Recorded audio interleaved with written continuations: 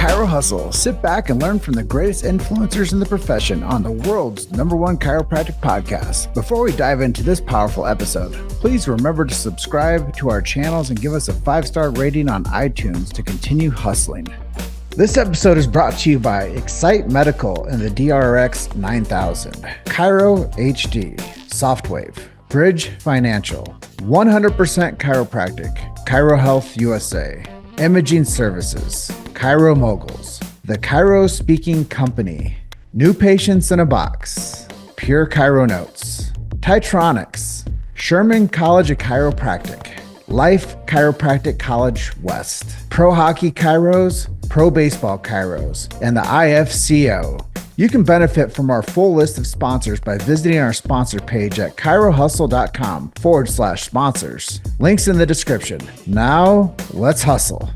Hey guys, welcome to episode 619 of the Chiro Hustle podcast. I'm your producer, Luke Millette, and here's your host, James Chester. So today we had the opportunity of interviewing Dr. Martin Harvey, and we discuss how to communicate chiropractic internationally from the doctor to the patient perspective. Stay tuned for the full episode. Welcome back. This is another episode of the Chiro Hustle podcast. Today we have Martin Harvey on. He's come all the way over from Australia, and this is episode 619. Strap up and get ready for us to launch. We're going to talk about some amazing things. We have an event coming over in Portugal with the Portuguese Federation of Chiropractic. It's going to be an amazing event that Martin and I are both speaking at. We're going to talk about some communication techniques and skills, and my curiosity and his curiosity and what's possible moving forward with chiropractic. But before we get into Dr. Martin's story, he's been practicing for 33 years, by the way. So don't let him know that I let everybody know. But our big why, I think this will resonate with your audience too, Dr. Martin, is freedom of speech. Mm-hmm. Whether you're in Australia or you're in the US, these things are really important. So our show stands in the gap, and we know what it's like to be traffic throttled. We know what it's like to be shadow banned and censored. We'd never do that to anybody. So rest assured, our show always goes out. We disseminate freedom of speech.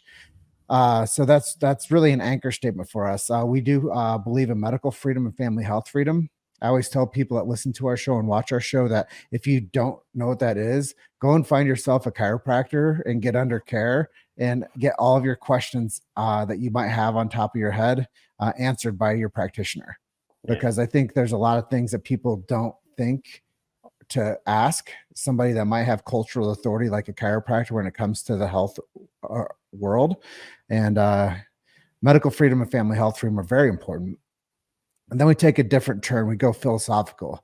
Our show protects the sacred trust. It's BJ Palmer's last words. If you don't know what that is, go and check out our show notes or go and find BJ Palmer's last words, the sacred trust. You're going to learn more about chiropractic than you ever did before that. I guarantee you. I promise you. You're going to learn more about why we do this show the way we do. We also support subluxation-centered chiropractic. I know they're taking this out of the education resources in schools, which shame on them. And if we want to talk about communication, how do you remove chiropractic? Well, you remove their terminologies and their lexicon. And last but not least, we believe in innate intelligence and universal intelligence. We believe that when man or woman, the physical gets adjusted, it connects them to man or woman, the spiritual. It's not woo-woo, it's real. So with that, this is episode 619 of the Chiro Hustle podcast, and our guest today is Dr. Martin Harvey. And I say, welcome to the show. Wow, thank you so much for having me. I appreciate it. Episode 619. I feel like I'm part of something really huge that's making a big impact. So thanks for the opportunity. Well, I've always kind of fashioned it this way. We're weaving together a tapestry of truth and stories that will be irrefutable if anybody ever tries to change the future or the history of chiropractic.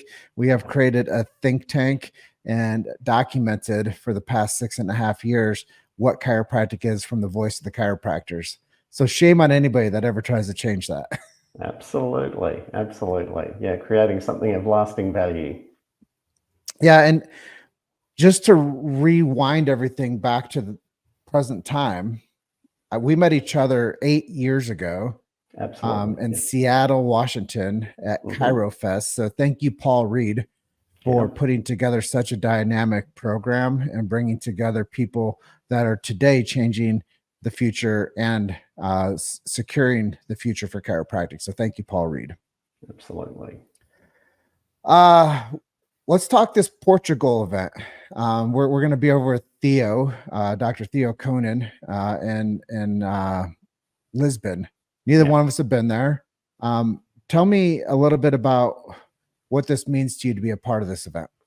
So I guess kind of coming off your idea of the tapestry, I've been fortunate enough to speak to chiropractic audiences in a bunch of different countries and work in institutions in a bunch of different countries, ranging from being on the Scotland Chiropractic College board or the Australian Spinal Research Foundation board. And I sort of look at it that the more that our culture moves towards this sort of global linkage of things, chiropractic is only as strong as its weakest link. And so there's an element, I think we were talking just before the call, that there's how many chiropractors in Portugal? There's I think about 50. 50, yeah. And so I look at that and then the number of people in Portugal, and we need a strong, thriving profession everywhere for chiropractic to do well in my backyard. So, and I think what Theo and his team have created there in terms of just a vibrant event, and they're bringing together a phenomenal speaking lineup. I just wanted to be part of that. The focus is on things that I'm really passionate about in terms of chiropractic, caring, communication, all the things that I think really are central to my vision of what chiropractic's about.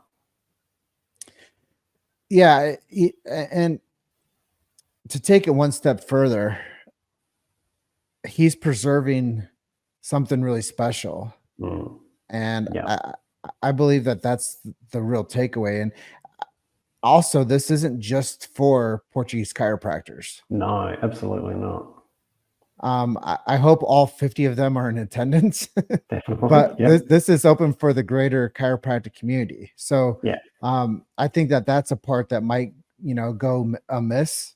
That we should definitely let people know that anybody that is a chiropractor that would like to attend this event, it's open to all of you. Yeah, and I think if we look at just our interaction, we met at a chiropractic event that we were both at, and there's the program, which in Portugal is going to be amazing, but you also have the opportunity to connect with chiropractors from Europe, from the UK, from Australia, from the US, from Canada, from all around the world, and learn from their perspectives, and also just meet really cool people who love what you love. So, you've got a potential to have a European vacation at the same time. So I think there's so many positive points of putting it on the calendar to get to Portugal May 24th and 25th.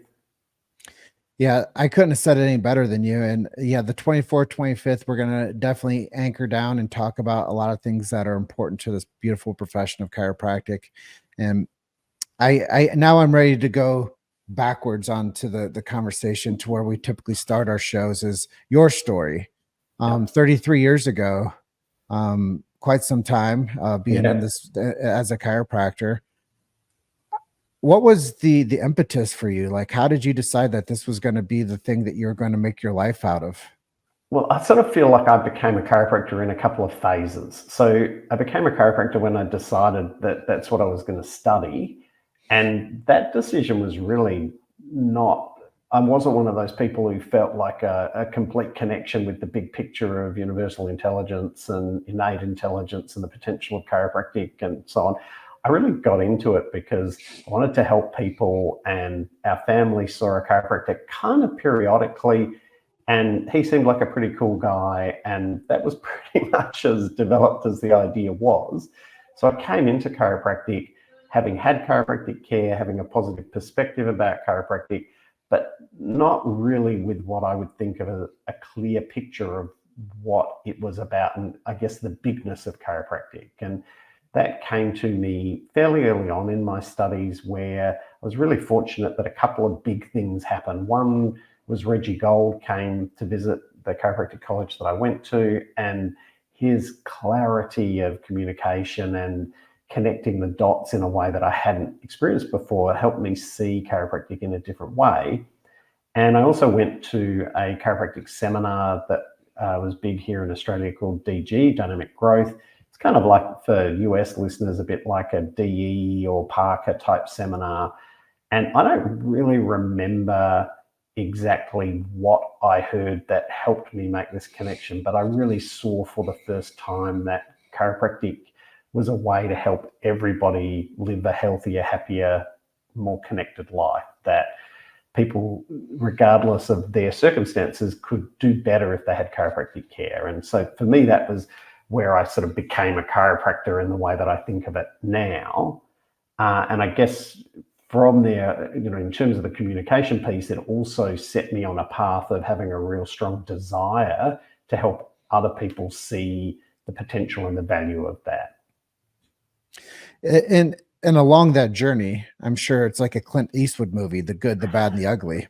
Definitely. I can tell you the ugly, because the ugly bit really was, we often talk in chiropractic about this idea of, just tell the story. All we have to do is tell the story. And at a certain level, that's true. I think we do need to tell the story, but I feel like when I had that sort of transformation at DG to coming out of it going, oh my God, everybody needs to hear about this, I became what I think of as a chiropractic arsehole, where I wanted to tell the chiropractic story rather than translate the story into something that was useful for the people that I was communicating to. So, now that I've been down this sort of big rabbit hole in terms of communication literature, the influence literature, all those sort of things, one of the things that I didn't know then, which I wish I did know, was this idea of the curse of knowledge. And the curse of knowledge is this idea that once you have a really high level of understanding of something, it's very difficult then to imagine what it's like to not have that level of understanding. And so with a high level of knowledge, we tend to talk about things in these really abstract ways. We talk about things like universal intelligence, innate intelligence, the power that made the body heals the body, et cetera, which to us in chiropractic have a certain meaning. But if we're wanting to communicate the value of chiropractic, they're so abstract, people can't really connect with them. So yeah, I think I was the good, the bad, the ugly. The ugly was I had this passion for something, but I had a very low level of skill. And so I went out trying to build a practice based on telling people about why they should have chiropractic care, rather than kind of flipping it around and understanding what was going on for them, and then learning the skills to communicate chiropractic in a way that made sense or was relevant to them. Well, what I'm picking up is we synthesize things through our own optics. Absolutely. And we want people to understand the reality that we understand. Yeah. At all cost. Absolutely. Yeah. Whether we're an a-hole or not. Well, I think one of the things that I was particularly arsehole-ish about was that I was wanting to tell people the pure version of chiropractic, which I 100% agree with. We do need to preserve BJ's sacred trust, and part of the way that we preserve it is we make it relevant to people. Whereas I was pretty much, people would come in and want to talk about, why they thought chiropractic might be relevant to them. And I would say stuff like, well, no, that's not what chiropractic's about. Chiropractic's about, you being functioning at your optimal potential, or chiropractic's about you expressing your genetic potential, and these things that are kind of true. However, they don't really meet people where they're at and then show them a pathway towards that level of understanding. One of the truths when it comes to communication is if you make people wrong for their existing understanding or their existing beliefs or their existing behavior, that feels pretty crappy, and people tend to push back against that. And they go into confirmation bias and a whole lot of other things where they look for all the reasons that you're wrong and they're right for looking at things the way that they do. So yeah, I think that converting it into, we interpret things through our own sort of optics is a really important starting point for wanting to communicate the value of chiropractic. I work with a lot of teams across the United States. Mm-hmm. And what I've experienced is all people within a clinic or a chiropractic center, they want to, your specialty is communication. They want to always bring all conversations back to chiropractic. Mm-hmm. But I'm sure over 33 years, people come in, they want to talk to you about their dying dog. Yeah, Or absolutely. they want to talk to you about who won the big game. Definitely. Or they want to talk to you about what holidays coming up, where they're traveling to. Yeah. How do you teach the people that you work with to take these conversations and bring them back to chiropractic? Okay. So I would look at it through a couple of different lenses. I think there's some conversations that it's okay if somebody has a dying dog, that you're just there for them. So if we look at my vision for it is, I want people to be coming in for chiropractic care on an ongoing basis. That's the behavior that I want. And what the literature says is that there's two things that need to happen for people to stay with any business or to stay with chiropractic specifically. First one is that they need to have a degree of connection, that people buy you before they buy your message, and that's rooted in connection. And so if somebody has something really traumatic like a dying dog or those kind of things, just being with them as a human is completely appropriate. You don't need to make that a chiropractic conversation. However, if every conversation is just about their life and there's no opportunity to connect the value of chiropractic, then just you being a nice guy isn't enough. It's critical. It has to be there, and you need to add. It's not sufficient. You need to add to that. And the second element that has to be there for people to see the value in having chiropractic care on an ongoing basis is they need to understand the individual value to them. Because, see, I would look at it that if we have a discussion around value, nobody really cares, or very few people really care about universal intelligence, innate intelligence, subluxation, their cervical curve, all of these things that with our high level of understanding we recognize are actually important concepts. But coming into it, most people, they don't care about any of that, but they do care deeply about the things that are important to them in their life. Now, that is different for everybody, whether it's my family and my grandkids, or my highest value is I love playing golf with my buddies on the weekend, or my role as a breadwinner, as a provider for my family. Those values, it doesn't really matter what your core value is, what your lifestyle value is. You can do it better having chiropractic care to help your body work at a high capacity.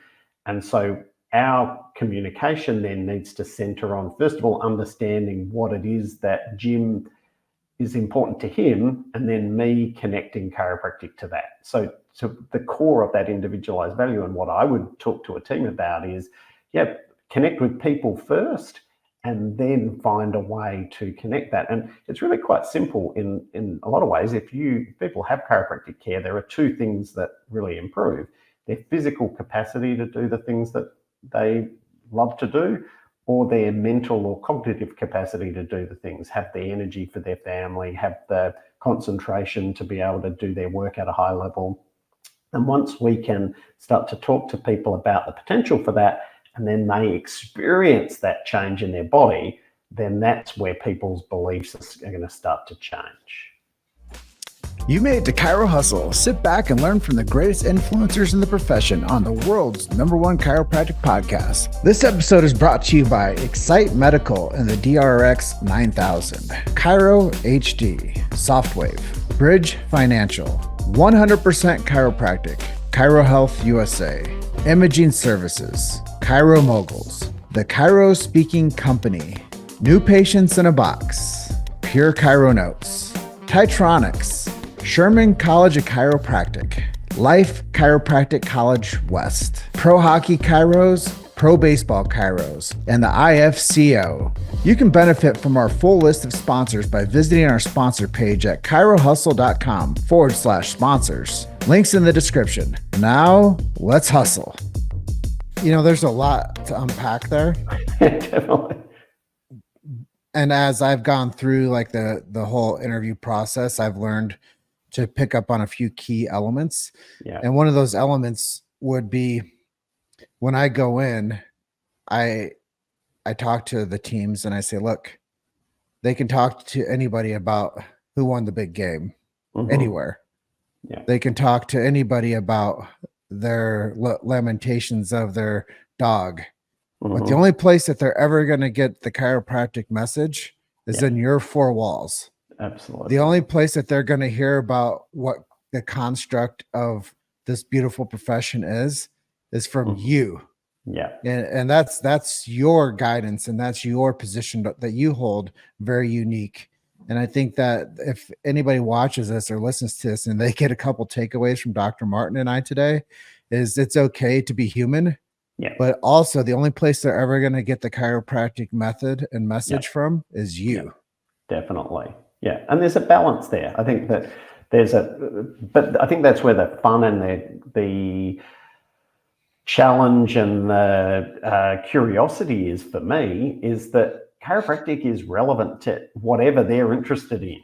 And so, you know, it can be as simple as they're talking about what did you do on the weekend? I played golf. Okay, that's super interesting. Like a lot of people who have chiropractic care and are keen golfers often notice X, Y, Z. Have you noticed anything like that yet? It's a chiropractic conversation about golf, and it's the same basic construct that you can create around whatever it is that they're naturally interested in.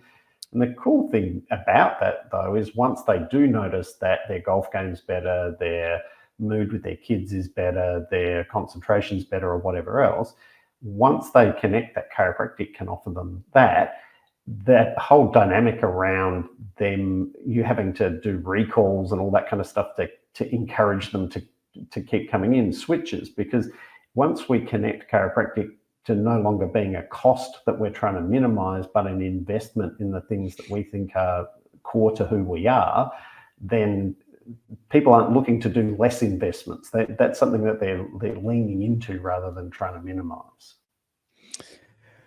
I absolutely agree with all that. And everybody wants to be acknowledged. They want to be seen. They want to be heard. And when they come in, they want you to be the one that's going to take time with them and give them the effort to acknowledge them, to see them, and to hear them. And I think a lot of times what people don't understand about chiropractic is it helps with their adaptability. Yeah. And it helps with their vitalism. Yes. And these are a lot of important words within the lexicon of chiropractic that people also aren't going to get anywhere else except for the chiropractic doctor. Definitely. Yeah. And I think they're really important concepts for people to latch onto because they're empowering. But I think that a lot of people are living in a state of fear around their health. They're living in a state of a lack of control, that it's my genes or it's germs or it's luck.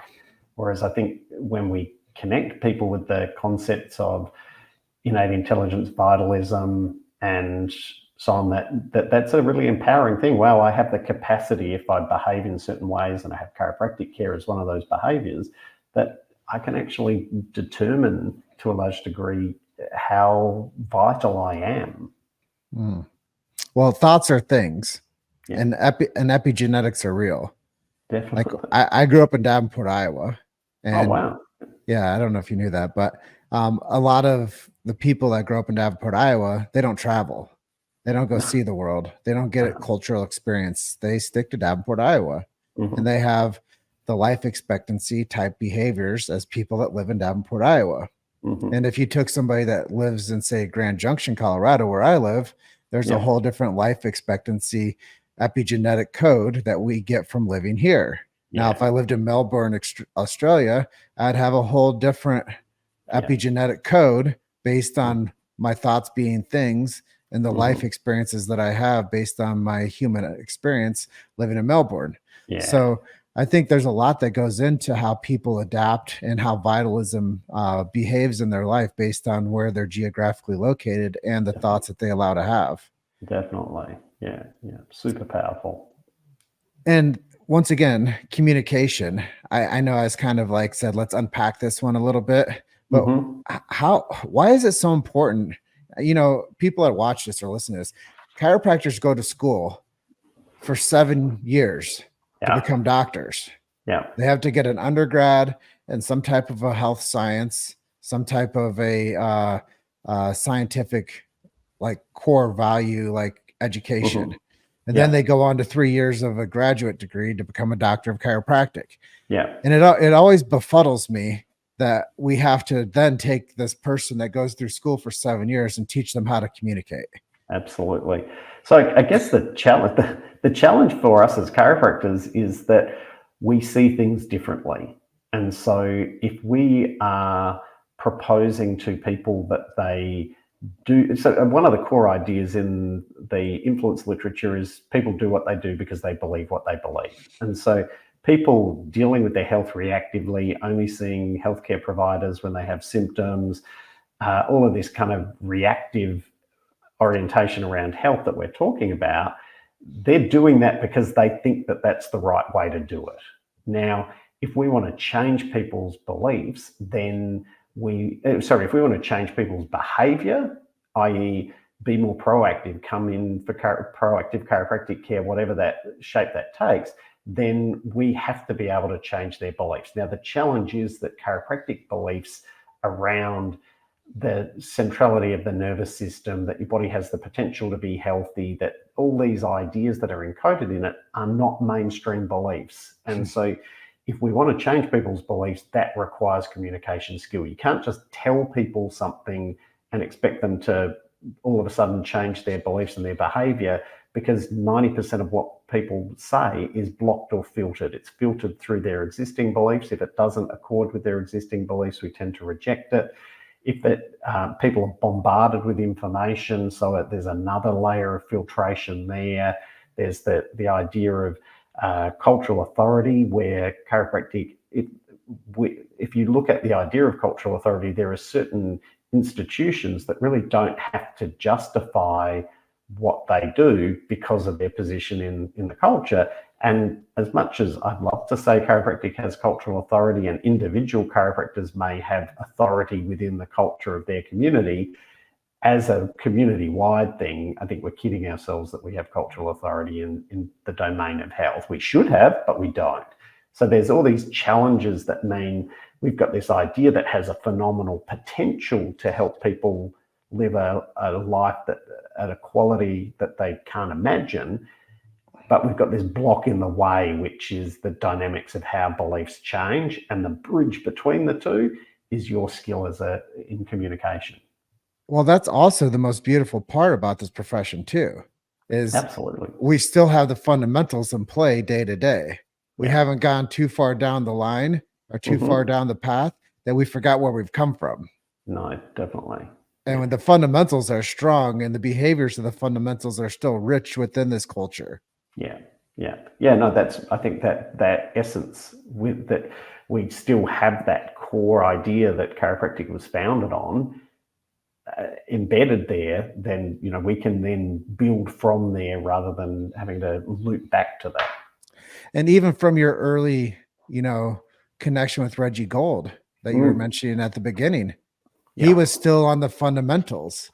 He was still talking about why you have to run, why you have to keep a healthy body, why you have to have a healthy mindset, why you have to understand that the organ system's organized by the spinal canal and all the spinal nerves innervate with every organ, tissue, and cell.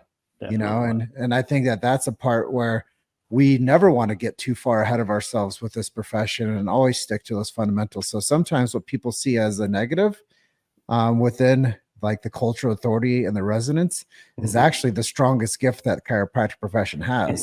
Definitely. Yeah. Is the fundamentals. Definitely. Let's develop this conversation a little bit to today. You have a podcast called Under the Influence. Yeah. Why podcasting? How did that come to be a thing for you, and how has that been something that you've enjoyed doing? So I've always I was an early adopter of podcasts. I love it as a medium, and I started my podcast really during that sort of the COVID lockdowns that we had here, where I was frustrated. I didn't agree with a lot of what was happening culturally here, and I was seeing a lot of what was happening in social media and those sort of very kind of base level environments where we get more and more divided, and we have these short snippets of conversations. But I looked at it and I thought, I don't want to look back on this and feel like a huge amount of negativity with this time. I've always enjoyed listening to podcasts. I feel like in this domain of communication, a lot of what we can do to use this as an opportunity, this challenge in regard to health, use this as an opportunity to communicate the value of chiropractic. We were having amazing conversations with people in our practice about the potential of their body to be strong and those sort of things. And so I was like, I want to help chiropractors to develop their communication skills. And a podcast to me is the perfect vehicle for it, because it allows for us to have like a nuanced conversation. We're not looking necessarily for a 30-second snippet that's going to go viral on TikTok. We can have a deep conversation. There's a greater level of depth. There's a greater level of potential to help people in a real way, in a substantial way. And I'd seen what people like you, who were pioneers in the podcasting space, that people that could have an impact, that I would listen to podcasts and all of a sudden have a new perspective on something that I hadn't thought of. And I thought, I want to be part of that. Yeah, I think that creating a depository of influence and cultural authority is first and foremost. And I think if people think about, once again, retreading back to our early part of the conversation, as telling the story, that's what we've been doing. And I want to recognize you too for doing likewise. Thank you. and sharing the story. And it's not just telling the story, it's sharing the story. Definitely. And the more that you invite people in, I'll tell everybody this. Everybody wants to be in a community of something. They all want to be invited in. So the more that you invite people into understanding from our optics and from things that we love, then it gives people an opportunity to see that this might be the right profession for them. It gives them the opportunity to see that this might be something that they want to take a deeper dive on and listen to 100 episodes of your show or my show. And it might create the next future chiropractor. And that's the beauty of sharing space with the message that matters.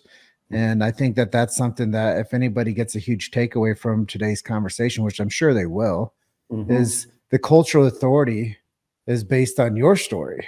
No, 100%. I agree. Like, I think there's this platform through podcasting and through the power that chiropractic has to make an impact on people. If we combine those two things, that we can make an impact for individual people in their lives. And then some of them are going to become chiropractors, and then some of them are going to have a certain influence within the profession. So there's that, you never know how far reaching something you say, do, or now I've forgotten the rest of the statement, but you get the idea that there's that potential you can have an impact on an ongoing basis just by sharing your story or sharing the core elements of the chiropractic story. I'll help to lift. You never know how far reaching something you may say or do today may have the impact on millions of lives tomorrow. Thank you. I knew we were a good team, Jim. I guess my curiosity gets the best of me. Do you prefer being the person being interviewed or the person doing the interview? Oh, wow. Interesting. I think, but I like both. I've always loved that. I'm so passionate about these ideas around communication that I love getting to share kind of the things that I'm super passionate about. And connected to that, I'm also super curious. So I love being on the other side of that and hearing other people's journeys and those sort of things. So I sort of like both, but I think in terms of what I most look forward to, I love getting to interview other people and just learning from some of the really fascinating, cool people in chiropractic. Yeah, I believe that we learn through osmosis. Yeah, definitely. So what's your preference? Do you prefer being on, prefer being the interviewer or interviewee? Well, there's two dynamics to it, just like you kind of mentioned. And I really appreciate the seriousness that I bring to the message. And I think that that's why I'm getting a lot more stage time across the world for chiropractic, is because I bring a different perspective. And I don't have a DC after my name, so there's no sanctions or wrist slapping that can go my way. So I can look through a whole different perspective of why this profession matters to the future of humanity. But as far as holding space for people, I believe that what we do over here is second to none. I believe our team is amazing. I believe that we have a great method of why we do this for our audience. And I love the idea of being able to host someone and making them feel special. Yeah. Well, you've certainly done that. What's next for you? Dr. Martin? So look, I'm in practice. I'm about to kick off starting adjusting people. Been in practice in the same practice for 32 years. So love being part of that and love the team that we have here.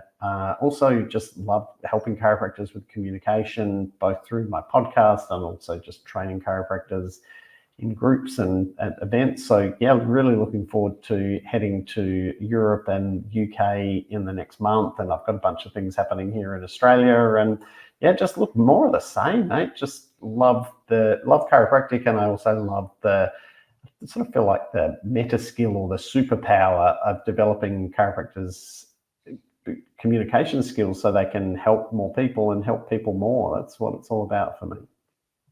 Well, I feel very, very thankful that you've had a chance to see me grow up within this chiropractic space over the past 8 years.